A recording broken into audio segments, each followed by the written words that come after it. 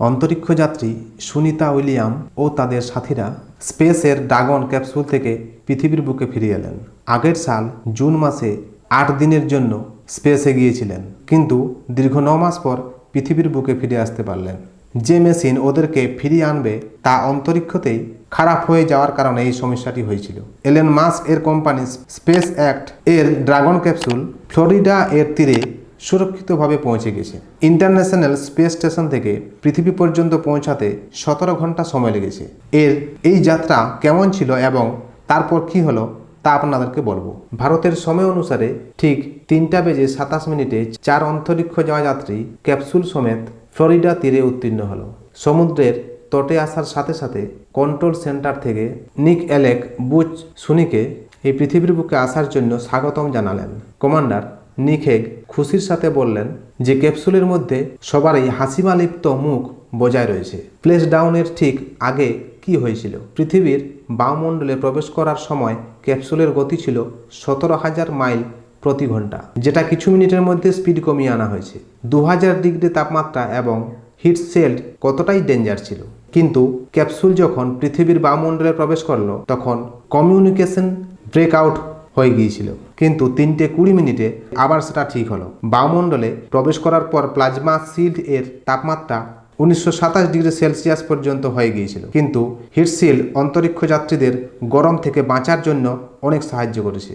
মোটামুটি 3:21 অটোনোমাস হয়ে গিয়েছিল, অর্থাৎ অন্তরিক্ষ যাত্রী একে নিয়ন্ত্রণ করেনি। এর মাঝে ওরা সামনে থাকা টাচ স্ক্রিন এর ওপর ছবি দেখতে পাচ্ছিল। প্রথমে 3:24 ড্রাগন ক্যাপসুলের দুটো প্যারাসুট খুলে যায়, যার কারণে এর স্পিড অনেকটাই কমে যায়। এরপরে আবার দুটো প্যারাসুট খুলে যায়। সমুদ্রের উপর অবতীর্ণ হবার পর কি হয়? যে সময় ক্যাপসুল সমুদ্রে অবতীর্ণ হয় তার কিছুক্ষণ পরেই জলের উপরে ক্যাপসুলের চারদিকে ডলফিন ঘুরতে থাকে এবং মনে হয় যেন সেই অন্তরিক্ষ যাত্রীদের স্বাগত জানানোর জন্যই নাকি তারা এসছে।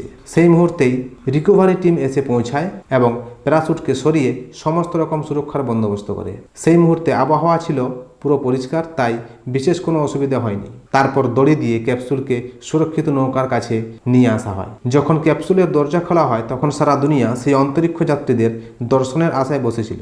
এরপর নাসার লাইভ ছবির মাধ্যমে দুনিয়ার সমস্ত লোক সুনিতা উইলিয়াম এবং তাদের সাথীদের মুচকি হাসির সাথে দেখতে পায়। ক্যাপসুল থেকে বেরিয়ে সুনিতা উইলিয়াম ক্যামেরার দিকে তাকিয়ে সকলকে হাই হ্যালো করেন।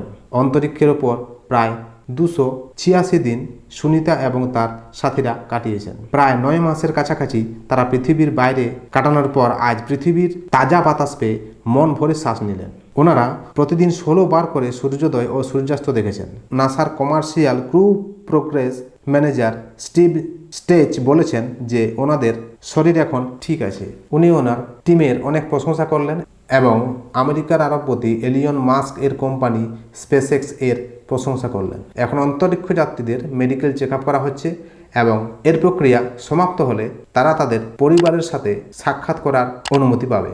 NASA space operation mission director এর deputy association administrator Joel Montalbano বলেছেন যে সুনি এবং বুচ ওরা আইএসএস এর মধ্যে থেকে 900 ঘন্টা পর্যন্ত রিসার্চ করেছেন এবং এর মধ্যে 150 বিজ্ঞানী প্রয়োগ করেছেন।